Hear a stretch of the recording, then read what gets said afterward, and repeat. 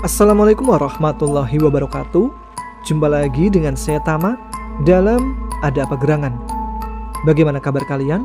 Semoga selalu diberikan kesehatan dan juga rezeki yang cukup. Kali ini dalam segmen Cerita Nina Bobo, di mana saya akan membacakan cerita untuk menemani waktu sebelum tidur kalian. Dan kali ini ada Bang Ferry yang kembali mengirimkan cerita tentang pengalamannya bersinggungan dengan hal mistis yang tentu saja sulit dijelaskan dengan logika. Sebelumnya Bang Ferry menceritakan kisah sahabat masa kecilnya yang meninggal dalam kecelakaan. Nah, sekarang seperti apa cerita pengalamannya yang lain? Letakkan gadget kalian, pejamkan mata, ceritanya mulai dari sini.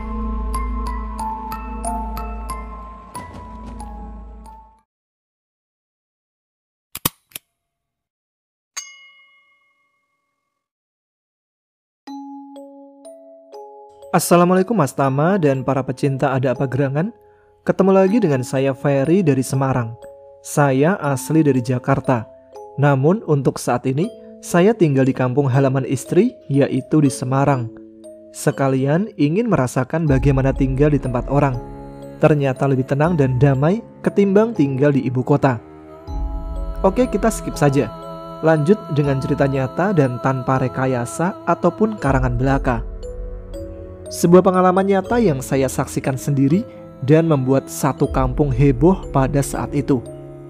Kejadian ini terjadi sekitar tahun 95-an, yang lokasinya berada di daerah Jakarta Selatan agak sedikit ke pinggir, di mana kondisi pada saat itu sangatlah terbatas.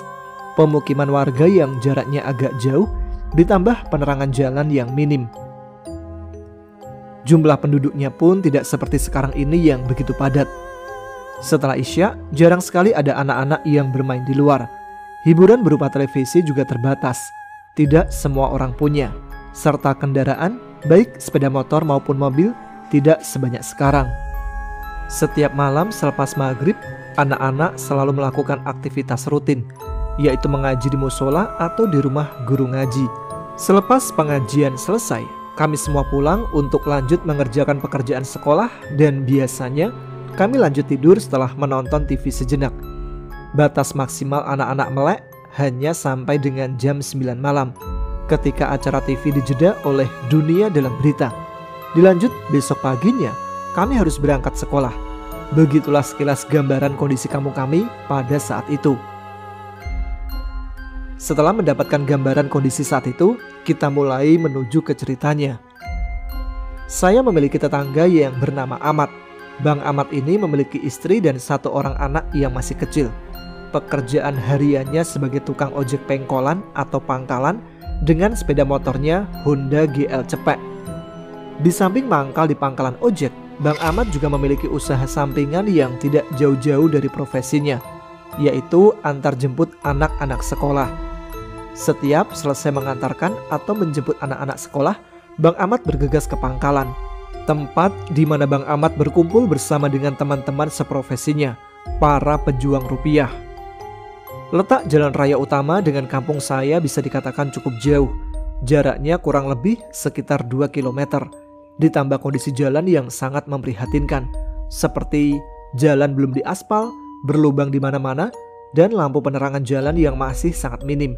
Apalagi jika sehabis hujan, jalanan dipenuhi dengan tanah merah yang licin. Genangan air memenuhi lubang jalan. Ditambah dengan kiri kanan jalan masih dikelilingi dengan kebun-kebun warga. Sungguh terasa sunyi dan sepi kampung saya pada saat itu. Sudah kebayangkan bagaimana kondisinya? Memang pada saat itu transportasi utama di kampung kami adalah ojek, karena hanya ojek yang bisa masuk ke dalam perkampungan kami. Ingat ya, saya menceritakan kondisi Jakarta, ibu kota pada saat itu. Tidak terbayang tempat teman-teman yang jaraknya jauh dari ibu kota seperti apa kondisinya di waktu yang sama dengan ketidakmerataan pembangunan. Pada hari itu, seperti biasa, Bang Ahmad pamit kepada istrinya untuk berangkat bekerja. Dia mulai memanaskan motornya sembari duduk di atas kendaraannya, ditemani dengan sebatang rokok di tangannya.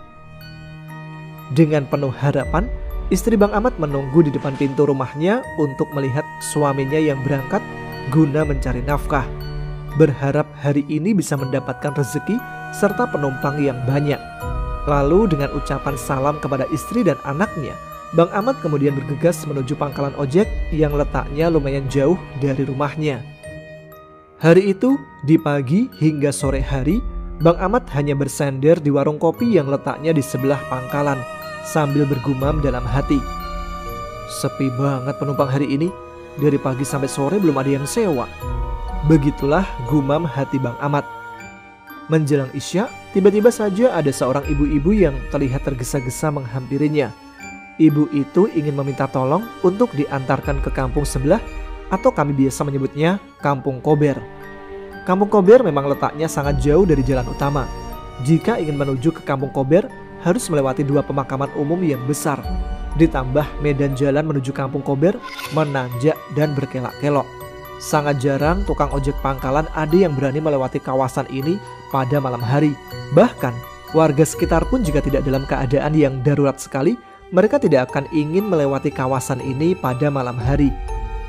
Kalau orang tua kami dulu bilangnya Kampung Kober adalah tempat jin buang anak, karena di sana sering ditemukan mayat tanpa identitas dari luar perkampungan tersebut. Dan di kampung itu masih ada makam keramatnya. Karena Bang Ahmad dari pagi hingga malam hari baru mendapatkan 1 penumpang saja, dia tidak mau melewatkan kesempatan yang ada. Bang, ojek bang? Iya bu, mau diantar kemana? Bisa minta tolong antar ke Kampung Kober bang. Waduh, bisa bu, tapi... Kok waduh bang? Iya, tapi kenapa bang? Maaf, ongkosnya dinaikin ya bu. Soalnya kondisi jalan yang curam dan agak jauh juga bu. Ditambah habis hujan begini. Nggak apa-apa ya? Oh, ya udah bang. Nanti saya bayar 10.000 ya. Cukup kan? Alhamdulillah, cukup bu. Setelah sepakat dengan harga, Bang Ahmad bersama ibu itu segera berangkat ke tujuan, yaitu Kampung Kober.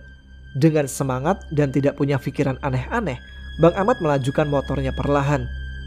Pada tahun itu, uang 10.000 cukup besar jumlahnya. Jadi Bang Ahmad pun semangat. Mungkin kalau sekarang nilainya sekitar 100.000 rupiah. Sepanjang jalan, Bang Ahmad dan ibu itu terus mengobrol untuk menghilangkan rasa kantuk. Karena saat itu sudah malam, jam menunjukkan pukul 11 malam.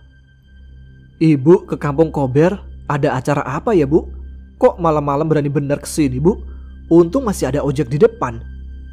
Iya bang, anak saya sore tadi telepon dadakan. Katanya yang jagain cucu saya sedang sakit. Dia minta tolong ke saya buat gantiin jagain. Soalnya besok pagi anak sama mantu saya kerja bang. Jadi gak ada yang nungguin cucu saya. Rencana mau sekalian saya jemput dan diajak ke rumah saya bang. Oh, lah emang ibu dari mana? Dari Bekasi bang. Lah abang orang asli sini kan? Kenapa emangnya bang? Kok tadi nanya berani malam-malam kesini? Emang ada apaan bang di sini? Iya bu, saya asli orang sini, malah lahir di sini. Kalau kata orang tua dulu, Kampung Kober ini tempat jin buang anak bu. Jadi memang sangat jarang sekali kalau udah malam kayak gini itu tukang ojek ada yang mau nganter sampai kemari bu. Oh gitu, lah ini abang mau? Soalnya dari pagi sampai jam segini saya narik, baru dapat 2 penumpang termasuk ibu. Lagi sepi dari pagi bu. Singkat cerita, sesampainya di tempat tujuan, ibu itu bergegas membayar ongkos ojeknya sambil mengucapkan terima kasih. Ibu itu juga menawarkan Bang Ahmad untuk mampir ke rumahnya dan ngopi sejenak. Tetapi Bang Ahmad menolak secara halus. Makasih banyak bu, tapi udah malam banget. Saya harus buru-buru pulang, takut ditungguin istri saya. Bang Ahmad pun segera pulang dengan hati lega membawa rezeki yang dia dapat hari ini. Pada saat perjalanan pulang dari Kampung Kober menuju rumahnya, Bang Ahmad melewati jalan yang sepi sendirian. Berbeda ketika berangkat tadi, dia bersama penumpangnya. Jalanan begitu gelap, pencahayaan hanya dari lampu motornya yang sudah mulai redup. Sebelum melewati pemakaman umum yang letaknya di samping jalan, Bang Ahmad membatin. Gak kayak biasanya malam ini, hawanya beda. Selang beberapa menit dia bicara dalam hati. Tiba-tiba saja, entah datang dari mana asalnya, Bang Ahmad melihat dari kejauhan ada kain putih yang menyerupai jubah terbang keluar dari dalam pemakaman ke arah pohon beringin yang letaknya berada di seberang pemakaman tersebut. Yah, kuntilanak mau iseng nih. Dalam hati Bang Ahmad bicara. Memang Bang Ahmad bukan orang penakut. Pada saat Bang Ahmad melihat kain yang menyerupai seperti jubah itu, Bang Ahmad menghampiri ke bawah pohon beringin di mana kain tersebut berada di atasnya. Bang Ahmad pun berhenti di bawah kain itu persis, sambil memastikan kain yang menempel di atas dedaunan pohon beringin tersebut. Bang Ahmad melihat dengan heran. Kok kain bisa terbang jauh bener dari seberang sampai ke sini, padahal nggak ada angin kenceng? Bisa dikatakan Bang Ahmad memang kalau bicara hal yang sifatnya mistis tidak terlalu takut. Bukan karena menantang yang gaib, tapi bagi Bang Ahmad, hal yang gaib itu tergantung dari pola pikir kita sendiri. Justru yang ditakutkan oleh Bang Ahmad adalah manusia tapi punya kelakuan seperti setan. Begal misalnya.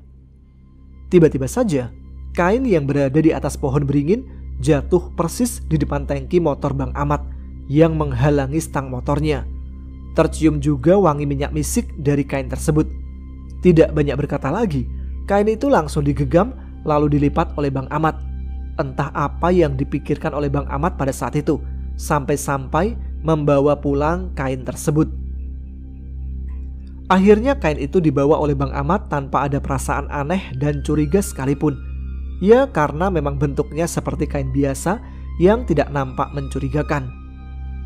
Setelah sampai di rumah, sepertinya istri dan anak dari Bang Ahmad sudah tertidur pulas, sehingga tidak terdengar oleh mereka jika ayahnya sudah pulang.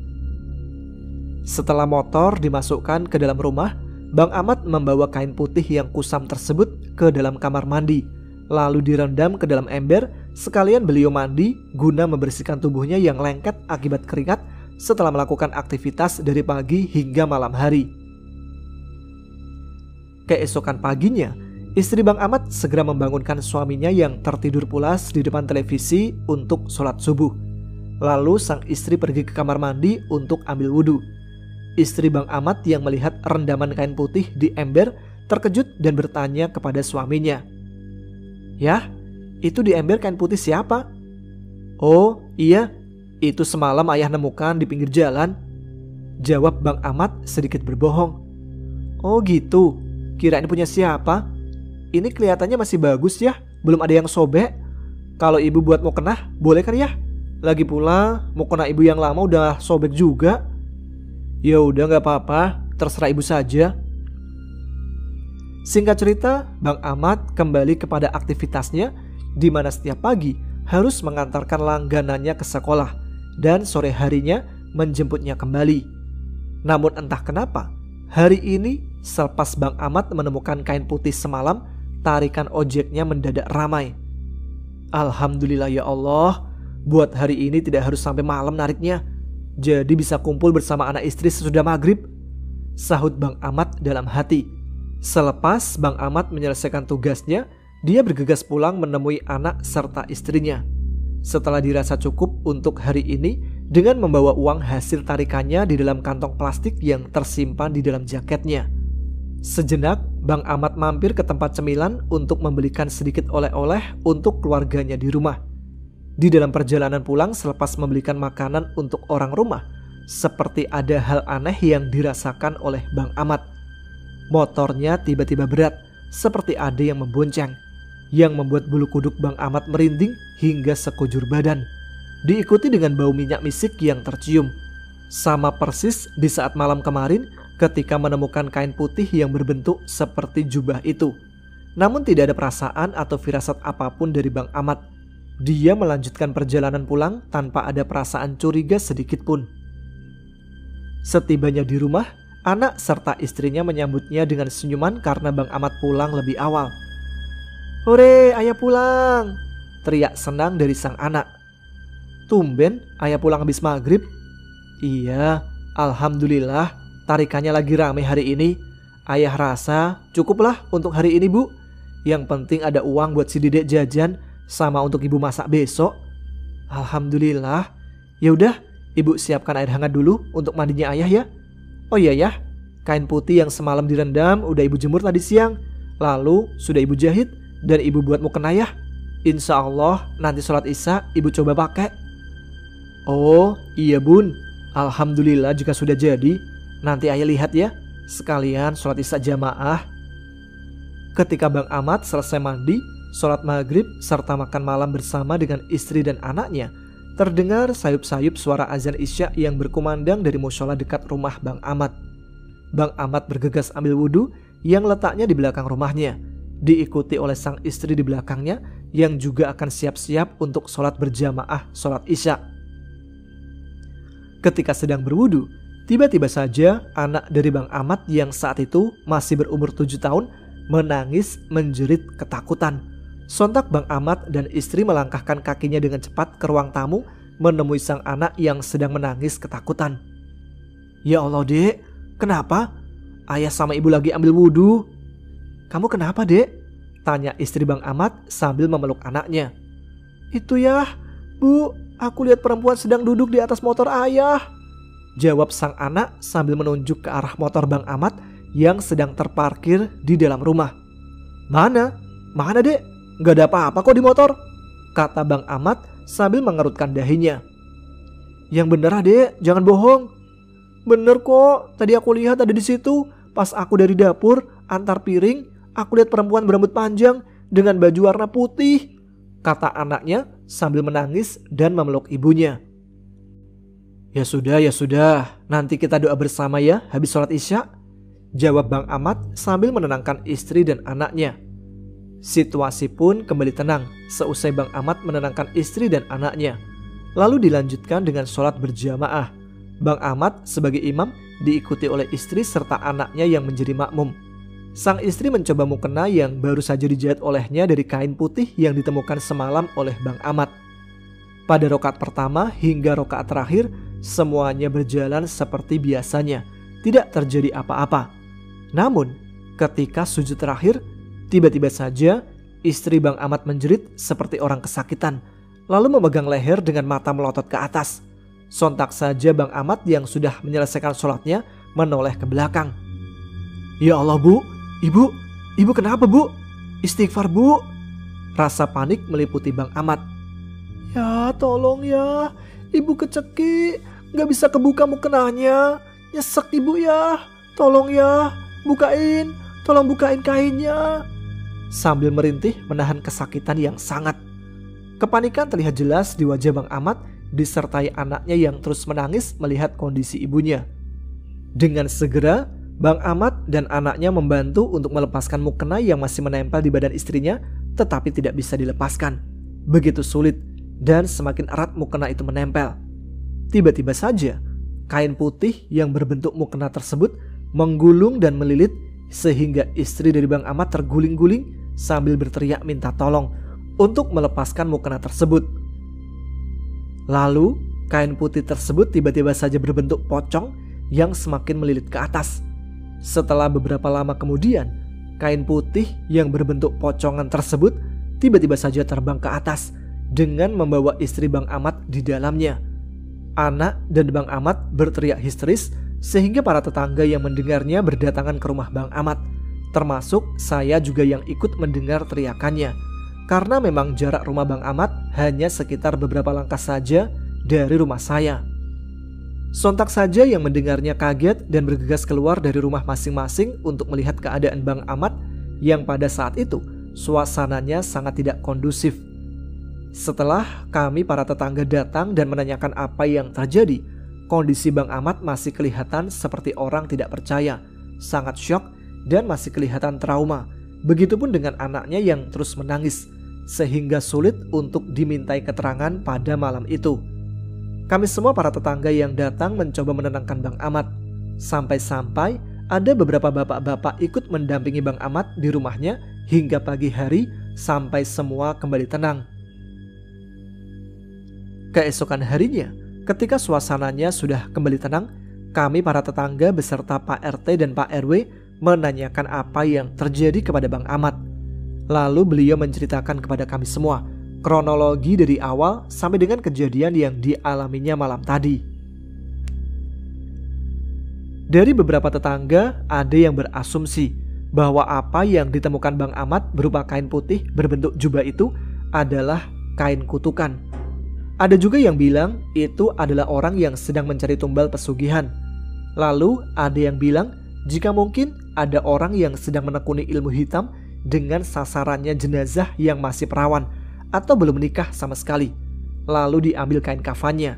Mungkin ada beberapa syarat yang kurang dan waktu yang tidak cukup.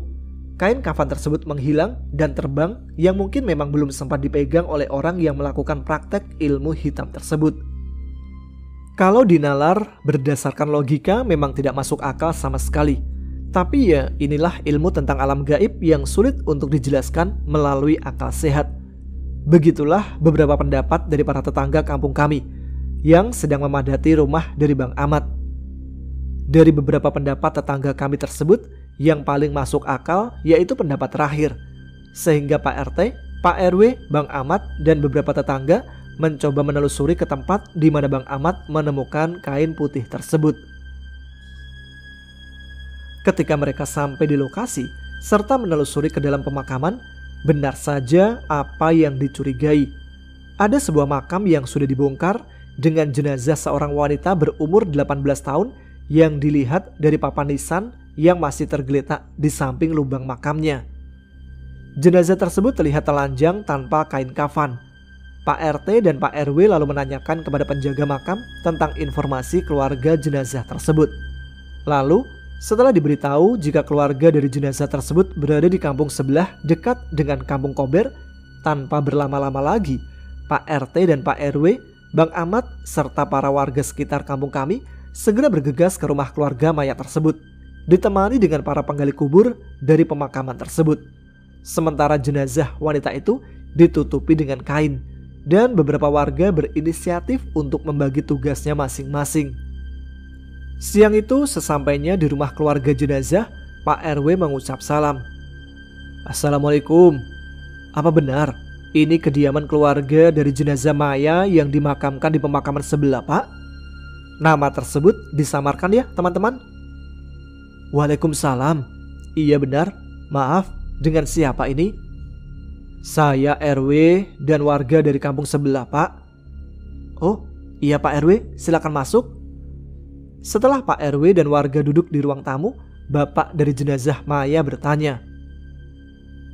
Mohon maaf Pak RW, kira-kira ada apa ya rame-rame begini ke rumah saya? Begini Pak, saya ingin menyampaikan sesuatu. Sebelumnya saya minta maaf telah mengganggu waktunya. Saya ikut belasungkawa atas meninggalnya putri Bapak. Saya ingin mewakilkan saja dari kampung sebelah, Pak. Ada berita yang kurang enak mengenai jenazah putri Bapak yang dikuburkan di kampung Kober. Sambil menghela nafas sebelum Pak RW bercerita ke keluarga Maya. Jika boleh tahu, kejadian apa ya Pak? Silakan diceritakan saja. Insya Allah saya tidak keberatan. Jadi gini Pak. 2 malam yang lalu, Bang Ahmad lewat pemakaman kampung Kober, tempat di mana jenazah anak bapak dikuburkan. Tiba-tiba saja beliau melihat kain putih terbang dan melintasi kepala dari Bang Ahmad. Lalu dibawalah pulang kain tersebut oleh Bang Ahmad. Kemudian esok harinya dibuatlah mukena oleh istri Bang Ahmad. Malamnya selesai sholat Isya, tiba-tiba saja kain putih yang sudah dijadikan mukena itu entah kenapa bisa melilit istri dari Bang Ahmad yang sampai menyerupai pocong. Dan sampai dengan saat ini, kain putih yang melilit istri dari Bang Ahmad menghilang bersama istri dari Bang Ahmad entah kemana perginya. Lalu saya dibantu dengan warga yang lain mencoba menelusuri tempat di mana kain putih tersebut ditemukan. Setibanya kami menelusuri area pemakaman, semua warga merasa kaget termasuk saya. Pada saat melihat langsung kondisi kuburan anak bapak sudah terbongkar entah oleh siapa. Saat ini jenazah anak bapak sementara masih berada di pemakaman dan sudah kami angkat serta kami tutup dengan kain. Singkat cerita seperti itu yang dapat saya infokan Pak. Saat ini saya kembalikan kepada Bapak untuk proses penguburan kembali jenazah. Apakah mau diulang prosesnya seperti di awal meninggal atau ingin dibungkus kain kafan tersebut lalu langsung dikuburkan kembali? Keputusan semuanya saya kembalikan ke Bapak. Ya Allah, katanya merasa kaget dan seperti tidak percaya bapak dari Maya. Kurang ajar banget orang yang tega bongkar makam anak saya. Apa yang Pak RW sampaikan memang benar. Itu makam anak saya, Pak, tidak salah lagi. Tanah kuburannya juga belum kering. Belum juga ada sebulan dari kematian anak saya. Memang meninggalnya anak saya kemarin karena kecelakaan. Umurnya masih 18 tahun. Mungkin ada orang yang menganut ilmu hitam yang ingin mencurikan kafan jenazah anak saya ya, Pak. Kalau untuk prosesnya, kita kafanin kembali saja Pak RW. Lalu kita kuburkan kembali. Nanti saya ke rumah Pak Ustadz dulu untuk membantu proses doa bersama di pemakamannya. Iya, seperti itu kiranya Pak. Kami pun dengan warga di sini meyakini akan hal itu. Baiklah Pak, saya dengan warga akan menuju ke pemakaman kembali. Mohon maaf sebelumnya. Singkat cerita, sesudah semuanya selesai dan si jenazah sudah dikuburkan kembali, maka Bang Ahmad serta para warga bergegas pulang ke kampung kami. Terlihat wajah Bang Ahmad muram dan sedih yang mendalam. Masih tidak percaya apa yang dialaminya saat ini. Tapi para warga serta Pak RT dan Pak RW terus memberikan semangat dan berjanji akan membantu mencari istri Bang Ahmad. Malam harinya, kami semua melakukan pengajian di rumah Bang Ahmad, berdoa bersama agar istri dari Bang Ahmad dapat segera kembali pulang. Bang Ahmad dan anaknya masih saja menangis meratapi semuanya. Dia sangat merasa bersalah sambil memeluk erat anaknya. Para warga yang berada di luar rumah masih terjaga di depan teras juga membicarakan kejadian ini. Sungguh hal yang memang tidak masuk di akal. Setelah seminggu berlalu, istri Bang Ahmad tidak juga ditemukan. Semuanya perlahan berjalan normal seperti biasanya. Dan Bang Ahmad pun sudah mengikhlaskan kalau memang nasib istrinya seperti ini. Karena memang para warga sudah berusaha mencari bersama dan beragam cara sudah dilakukan menurut adat serta tradisi setempat. Tetapi masih belum ada titik terangnya juga. Kami para warga hanya bisa pasrah. Malam itu, hari Sabtu malam minggu, giliran ronda ayah saya bersama dengan dua orang lainnya, yaitu Bang Hirman dan Bang Yusuf. Situasi di kampung saya memang sangat sepi. Jarang sekali para warga atau tetangga keluar pada malam hari. Ketika di pos ronda, Bang Hirman membuka obrolan. Gua kagak nyangka ya, sampai sekarang istri si Ahmad belum ditemukan juga. Lagian iseng baik si Ahmad, segala kain kafan orang mati pakai dibawa pulang, kurang kerjaan banget. Edah, jangan begitu Her ngomongnya. Ya orang mau kena musibah mana tahu bakal kejadian kayak begini. Kalau tahu sampai begini, gua rasa si Ahmad juga gak bakal mau tuh kain kafan. Udah, orang perlu dibahas. Jam 2 malam lu pada bahas begituan. Mana kita cuma bertiga doang ini. Si Rohmat sama si Udin pakai acara barengan sakit lagi. Sahut candaan dari Bang Yusuf. Setelah itu, mereka semua terdiam sejenak.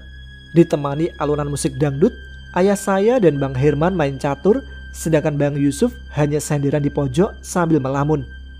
Tiba-tiba saja, Bang Yusuf bilang, kalian pada nyium sesuatu nggak? Iya nih, bau minyak misik ya? Jawab Bang Herman. Iya benar, baunya kuat banget. Ketika yang lain mencium aroma minyak misik, ayah saya melihat langsung dan sangat jelas sekali penampakan persis berada di belakang Bang Yusuf. Astagfirullah, itu pocong di belakang lu Yusuf, kata ayah sambil gemetar karena ketakutan. Astagfirullahaladzim, ya Allah ya Karim, pocong di belakang lu, sahut Bang Hirman sambil menutup matanya dengan tangan. Bang Yusuf secara spontan membalikkan badannya ke belakang. Alangkah terkejutnya dia melihat penampakan pocong yang berdiri persis di belakangnya. Sontak saja Bang Yusuf terperangah menatap pocong tersebut. Lalu tiba-tiba saja Bang Yusuf tersungkur pingsan ke lantai karena saking kagetnya melihat penampakan pocong tersebut. Ayah saya dan Bang Herman seperti terpaku di tempat karena melihat hal yang sangat menakutkan. Pocong dengan kondisi wajah hitam, mata melotot, di kedua hidungnya masih tersumpal kapas, serta tali pocong masih terikat di bagian kepalanya. Pocong itu kemudian berbicara. Tolong, bukain tali pocong saya. dengan suara yang terdengar seperti orang merintih dan meminta bantuan. Ayah saya dan Bang Herman masih gemetaran ketakutan sambil membaca-baca ayat suci Al-Quran yang mereka bisa. Sedangkan di bawah pos ronda, Bang Yusuf masih tergeletak pingsan dan belum siuman. Pada saat pocong tersebut meminta tolong kepada mereka berdua dan ternyata tidak digubris karena ketakutan yang sangat, selang beberapa saat, pocong tersebut tiba-tiba saja menghilang dan pergi dari hadapan keduanya. Sejak saat itu, teror pocong pun dimulai. Hampir setiap malam, pocong tersebut meneror kampung kami dengan mengetuk pintu rumah setiap warga untuk dimintai tolong. Bahkan, teror ini sampai ke kampung sebelah dan juga meneror orang yang sedang berjalan di malam hari, hanya untuk meminta tolong membukakan tali pocongnya. Tolong, bukain tali pocong saya.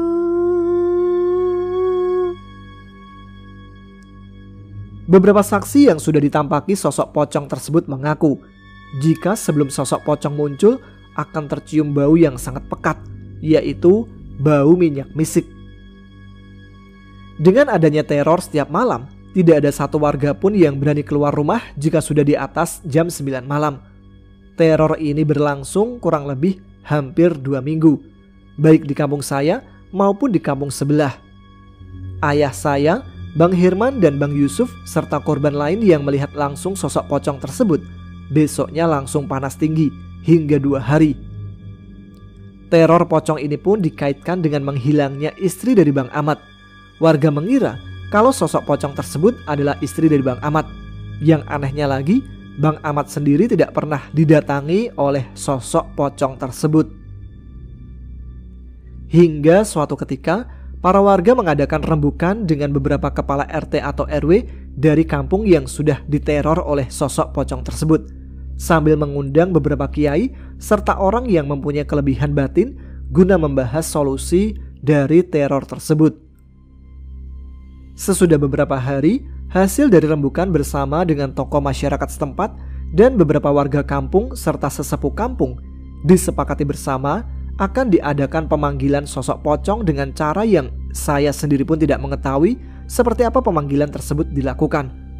Guna menghilangkan teror pocong tersebut, sekalian ingin meruat warga kampung yang pernah didatangi oleh sosok pocong tersebut, termasuk ayah saya.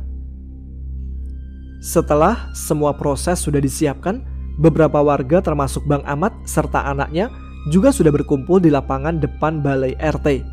Saya pun melihat langsung prosesnya, ditemani oleh ayah saya. Pada saat itu, tercium bau asap dupa dan kemenyan yang sangat menyengat di sekeliling lapangan balai RT tersebut. Kami semua disuruh diam sejenak serta berdoa dalam hati guna memanjatkan doa bersama yang dipimpin oleh seorang ustadz serta pemuka agama lainnya, meminta kepada Allah Subhanahu wa Ta'ala agar segala bentuk teror sosok pocong dan kesialan di kampung kami bisa diatasi. Setelah kami semua berdoa dengan khusyuk dan khidmat kurang lebih 1 jam, tiba-tiba saja sosok pocong itu muncul entah dari mana datangnya. Tiba-tiba saja sudah berada di atas genteng balai RT. Lalu kami semua yang berada di sana melihat serta mencium bau khas dari sosok pocong tersebut, yaitu minyak misik yang dimana setiap kedatangan dari sosok itu selalu dimulai dengan aroma yang sama. Saya dan warga lainnya melihat sosok pocong tersebut. Lalu dengan seketika sosoknya tiba-tiba saja turun di tengah lapangan, persis di depan Pak Ustadz yang sedari tadi sedang memanggil dan menunggu sosok tersebut. Lalu Pak Ustadz bicara dengan diawali salam. Assalamualaikum, ya makhluk Allah. Apa yang bisa saya bantu untuk kamu sehingga kamu tidak lagi mengganggu warga kampung ini? Tolong lepaskan tali pocong saya. Insya Allah saya akan bantu lepaskan tali pocong itu melalui izin Allah. Tolong lepaskan tali pocong saya. Jika saya lepaskan, Janji, kamu tidak akan mengganggu warga kampung ini kembali, dan kamu akan kembali ke alammu masing-masing. Lalu saya minta jasad yang ada di dalam kain tersebut yang memang warga dari kampung kami, mohon dikembalikan wujudnya seperti awal. Lalu tiba-tiba, dengan seketika, pocong itu terdiam seperti sedang mengartikan apa yang dikatakan oleh Pak Ustadz. Lalu dimulailah ritual pembacaan doa dan ayat suci Al-Quran oleh Pak Ustadz. Terlihat sosok pocong itu hanya berdiri, menghadap serta menatap Pak Ustadz. Pak Ustadz kembali mengucapkan beberapa kalimat bismillah, lalu meraih tali pocong yang masih terikat kencang. Diiringi dengan bacaan yang Pak Ustadz tersebut baca. Secara jelasnya, saya pun tidak mengetahui bacaan apa yang Ustadz tersebut baca. Saya hanya dapat melihatnya dari jauh. Dan ternyata, tali pocong itu seketika terbuka, dibantu oleh Pak Ustadz yang tengah membantu dalam proses pelepasan tali pocong tersebut. Saya melihat dengan mata kepala saya sendiri, kain kafan yang berbentuk jubah putih tersebut tiba-tiba saja jatuh ke tanah, dibarengi dengan angin yang memutar di sekitar lapangan. Lalu secara tiba-tiba, di dalam kain kafan tersebut terlihat istri Bang Ahmad yang terkapar lemas dan tidak berdaya di samping kain kafan yang sudah terbuka. Kami semua yang melihat dalam setengah ketakutan mengucapkan alhamdulillah dengan seksama. Kami semua warga segera berlari dan menghampiri istri Bang Ahmad yang tergolek pingsan dan lemas. Dibarengi dengan tangis haru dari Bang Ahmad dan anaknya yang sangat tidak menyangka istrinya akan kembali lagi. Suasana pada malam itu sangat bercampur aduk rasanya. Setelah semua prosesnya berjalan dengan lancar, tiba-tiba saja istri Bang Ahmad siuman dari pingsannya dengan wajah kebingungan melihat sekelilingnya. Dan melihat tangis haru dari Bang Ahmad serta anaknya, menambah kebingungan dari istri Bang Ahmad. Sebenarnya ada apa ini? Ada apa ini? Rame-rame? Ayah, kenapa sama Dedek nangis? Rasanya ibu baru bangun tidur kok udah di sini? Istri Bang Ahmad merasa keheranan. Alhamdulillah ya Allah, kata Bang Ahmad sambil memeluk erat istri dan anaknya. Sekarang ibu bangun, nanti saja ceritanya di rumah ya Bu, ajak Bang Ahmad sembari membantu istrinya berdiri, dibantu juga oleh beberapa warga. Keesokan harinya, suasana rumah Bang Ahmad dipenuhi dengan para warga dan tokoh masyarakat yang ingin melihat kondisi serta mendengarkan cerita langsung dari istri Bang Ahmad. Menurut penuturan beliau, pada saat kejadian itu, dia seperti sedang tidur pulas. Dan di dalam tidurnya bertemu dengan seorang perempuan muda yang mengajaknya bermain di rumahnya. Menurut beliau, dia hanya menginap di rumah perempuan itu sehari saja dan hanya mengobrol dengan perempuan tersebut. Tiba-tiba saja dia dijemput oleh sesosok lelaki tua yang memakai sorban dan berkata, "Ini bukan rumahmu, Nak. Mari segera pulang ke rumahmu yang sesungguhnya. Suami dan anakmu sudah menunggumu di rumah." Lalu istri Bang Ahmad diajak pulang dan segera pamit dengan perempuan tersebut. Dan begitu terkejutnya ketika dia bangun dan sadar bahwa sudah hampir 1 bulan dia menghilang. Begitulah sekiranya yang disampaikan oleh istri Bang Ahmad yang tidak mungkin dapat saya ceritakan semuanya, menyangkut privasi dari beberapa orang yang ada kaitannya dengan cerita ini. Semuanya pun kembali dengan normal dan seperti biasanya. Sempat cerita ini menjadi trending topik di masanya, sehingga sempat dijadikan sinetron di kala itu, dan baru diangkat ke layar lebar saat ini. Hanya saja ceritanya agak sedikit dibedakan. Sekian dulu ya Mas Tama dan pendengar Ada Apa Gerangan, kisah nyata ini yang saya berikan. Jika ada kekurangan dari alur bahasa dan ceritanya, mohon dimaafkan, karena memang saya bukan penulis, apalagi pengarang cerita. Semoga kita semua yang mendengarkan dapat mengambil segala hikmahnya. Sukses selalu buat Mas Tama dan rekan-rekan pecinta Ada Apa Gerangan. Semoga kita semua selalu diberikan kesehatan dan rezeki yang melimpah. Amin ya robbal alamin. Wassalamualaikum warahmatullahi wabarakatuh.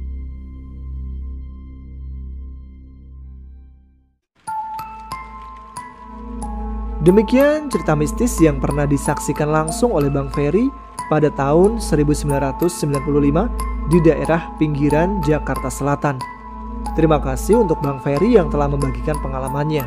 Semoga bisa menjadi renungan untuk kita dan mengisi waktu sebelum tidur kalian. Bagi yang punya pengalaman serupa, bisa ditulis di kolom komentar. Atau kalau mau dibacakan bisa dikirimkan ke email yang ada di deskripsi. Terima kasih untuk teman-teman sekalian yang terus menyimak. Semoga bisa tidur lebih nyenyak. Dan yang masih melek, jangan lupa tuliskan komen, tunjukkan eksistensi kalian. Saya Tama harus pamit. Selamat malam, selamat beristirahat. Wassalamualaikum warahmatullahi wabarakatuh.